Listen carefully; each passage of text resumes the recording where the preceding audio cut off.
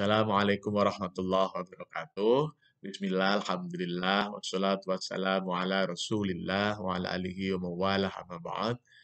Bapak Ibu, saudara-saudara, sahabat-sahabat, kawan-kawan, rekan-rekan, teman-teman, dan adik-adik semua, baik siswa, murid, santri, atau mahasiswa, juga para Bapak Ibu, guru, baik guru ilmu-ilmu agama maupun guru ilmu-ilmu sains, katakanlah begitu.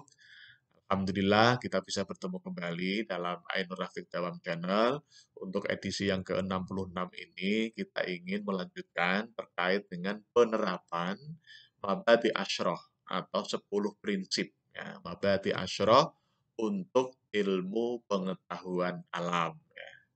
Bagaimana kemarin kita sampaikan bahwa sebuah ilmu itu harus memenuhi atau paling tidak memenuhi 10 prinsip agar kita tidak tersesat, agar kita tidak keliru, agar kita mempelajarinya sesuai dengan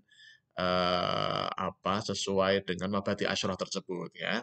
Kalau pada edisi sebelumnya kita sudah menjelaskan 5 prinsip yang pertama ya, 5 prinsip yang pertama.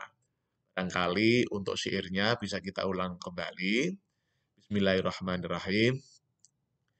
Inna mabadi kulli fannin asyara al-haddu wal mawdu'u thumma thamra ونسبة وفضل والواضع والاسم الاستمداد حكم الشارع مسائل والبعض بالبعض اقتفى ومن دار الجميع حاز الشرفا مسائل والبعض بالبعض اكتفى ومن دار الجميع هذا الشرفا.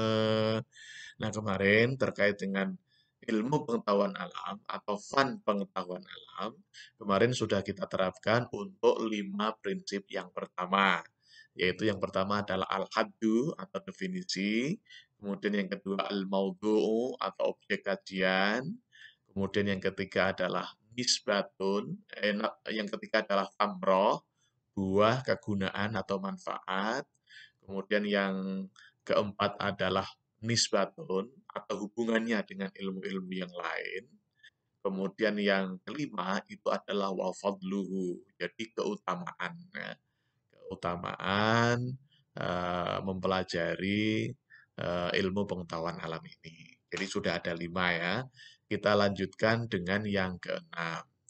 Nah, kemarin setelah nisbatun wa fadluhu wal wadi'u. Wal wadi'u itu artinya adalah peletak dasar atau penemu ilmu pengetahuan alam. Kalau kita ketahui bersama, kalau dalam tradisi Islam saya kira, kalau terkait dengan ilmu alam, mungkin sebelum Rasulullah Muhammad SAW, itu pun sudah ada banyak pelajaran terkait dengan alam. Bahkan mungkin mulai dari Nabi Adam ya, Nabi Adam ya. Nah, itu terkait dengan pengetahuan alam. Sebagaimana kita ketahui bersama bahwa ada seorang nabi yang sudah terbiasa menggunakan al-hadid ya, al-hadid atau besi. Nah, itu dikenal dengan Nabi Daud ya, Bapak Ibu ya. Jadi Nabi Daud itu sudah memahami tentang ilmu alam ini. Nah, oleh karena itu, agar tetapi memang kalau ilmu pengetahuan alam yang sering kita dengar di sekolahan atau di madrasah itu selalu dikaitkan dengan ilmuwan-ilmuwan barat ya. Memang kita ingin mencoba untuk tidak melakukan mixing link di sini ya. Jadi terkait dengan ilmu pengetahuan alam itu memang kalau hanya berbasis sains, katakanlah begitu, peradaban sains yang hanya mengikuti metode-metode ilmiah, memang itu dasarnya adalah kawan-kawan kita, ilmuwan-ilmuwan barat ya. Tetapi kalau kita merunut ke filosofis atau bahkan ke peradaban keagamaan, maka itu sudah ada sejak zaman Nabi Adam, katakanlah begitu ya. Karena menurut riwayat atau menurut Al-Quran yang sudah kita baca berkali-kali atau berhari-hari kita baca, itu diriwayatkan di situ bahwa putra-putri Nabi Adam itu menghadapi kehidupan, kemudian ada Qabil Habil, cerita seperti itu adalah terkait dengan alam ya. Artinya memang yang terkait dengan pengetahuan alam itu sudah ada sejak Nabi Adam. Bahkan ketika ada Nabi Daud, nah itu sudah terkenal istilah besi ya, sudah menggunakan besi. Artinya memang kalau berbicara tentang al-wadi katakanlah begini, kalau memang hanya berfokus kepada metode ilmiah, katakanlah begitu, atau metode saintis, yang harus harus didasarkan kepada apa eksperimen atau berdasarkan laboratorium, maka itu memang dari kawan-kawan kita dari ilmuwan barat. Meskipun sebenarnya di masa klasik itu ada yang namanya Ibnu Sina, itu ahli kedokteran ya. Kemudian ada Ibnu Rushd ya, kemudian ada juga yang namanya Ibnu Maskaweh ya. Jadi banyak sekali tokoh-tokoh Islam pada masa Renaissance itu juga mendalami tentang ilmu pengetahuan alam. Nah, pada kesempatan ini dengan adanya Mabati Asyura ini kita ingin menyambungkan, kita ingin melakukan linkage. Nah, jadi tidak terjadi missing link ya. Yang saya sebut sebagai missing link antara peradaban keagamaan, peradaban filosofis, peradaban sains, dan peradaban teknologi. Nah, kita lanjut ya. Wal wadi'u. Jadi pelopor katakanlah begitu ya. Tadi terkait dengan pelopor kalau kita mulai merunut dari peradaban keagamaan itu sudah ada sejak Nabi Adam katakanlah begitu ya. Kemudian kalau menurut filosofis itu sudah ada sejak Aristoteles dan sebagainya dan sebagainya. Bahkan pada masa-masa mungkin nabi-nabi sebelum Aristoteles ya, bisa aja Nabi Ibrahim, kemudian Nabi Sis dan sebagainya. Itu juga terkait dengan filosofinya sudah ada. Nah, terkait dengan sains, yang terkait dengan metode ilmiah, itu memang dari kawan-kawan kita ilmuwan barat, meskipun ilmuwan muslim, kayak tadi saya sampaikan, ada Ibnu Sina, ya, seorang dokter, ada Ibnu Rus, ya, kemudian ada Ibnu Hazm, dan sebagainya, itu juga ahli ilmu alam. Nah, kemudian yang keenam apa? Yang keenam adalah wal ismu. Wal ismu itu nama. Nah, jadi nama ilmunya itu apa? Namanya adalah ilmu pengetahuan alam. Nah, namanya adalah ilmu pengetahuan alam. Itu yang ketujuh. Yang kedelapan adalah wal istimdadu. Istimdad itu apa? Istimdad itu dasar hukumnya atau dasarnya atau sumbernya. Jadi sumber ilmu pengetahuan alam itu apa?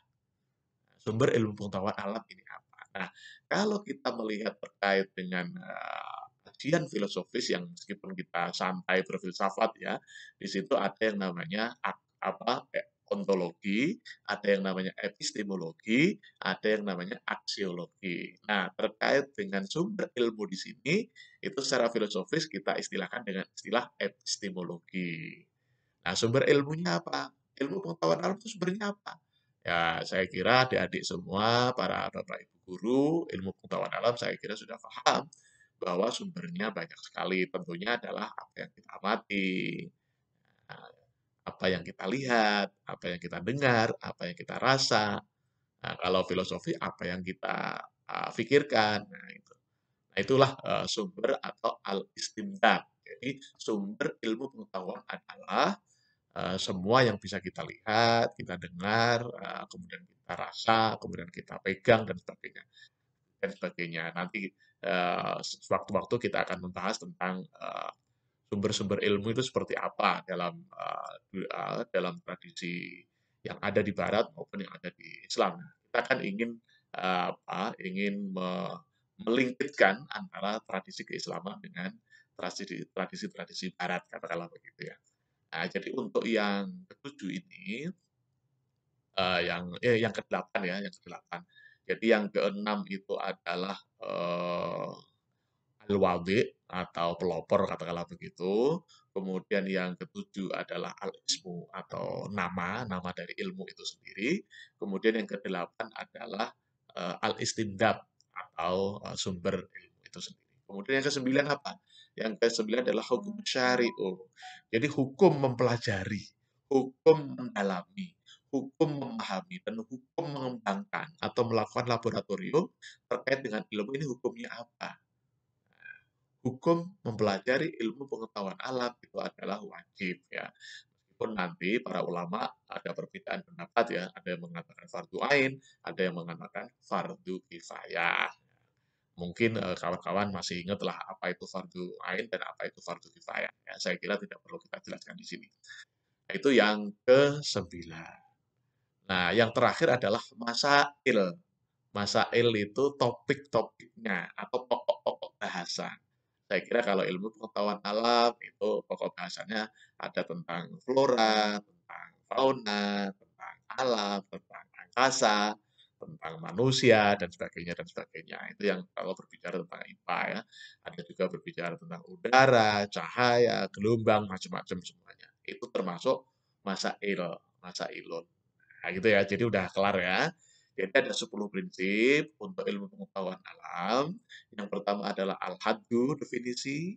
Yang kedua adalah al-maudhu, objek kajiannya apa. Kemudian yang ketiga adalah tamroh, keutamaan atau buah kita mempelajari itu. Kemudian yang keempat adalah nisbatun, hubungan dengan ilmu-ilmu yang lain. Kemudian yang kelima adalah wafadluhu, keutamaan mempelajari ini dibanding dengan ilmu yang lain. Kemudian yang keenam adalah al-wadhi, pelopor ilmu pengetahuan alam. Kemudian yang ketujuh adalah al-ismu atau nama. Namanya adalah ilmu pengetahuan alam. Kemudian yang kedelapan itu adalah al-istimdad atau sumber dari ilmu pengetahuan alam. Itu adalah semua yang kita lihat, kita dengar, kita rasa, kita pegang, dan kita pikirkan, katakanlah begitu. Kemudian yang kesembilan itu adalah hukum syari'u atau bagaimana hukum mempelajari ilmu pengetahuan alam ini. Dan yang terakhir adalah masail atau pokok-pokok bahasan. Jadi itulah penerapan mabadi asyroh untuk ilmu pengetahuan alam. Dan kita semua bisa menerapkan itu untuk ilmu-ilmu yang lain. Misalnya ilmu pengetahuan sosial, ilmu kesenian, kemudian misalnya ilmu misalnya ilmu komputer dan sebagainya dan sebagainya. Barangkali demikian, mari kita ucapkan tagline kita. Sukses di dunia, bahagia di dunia.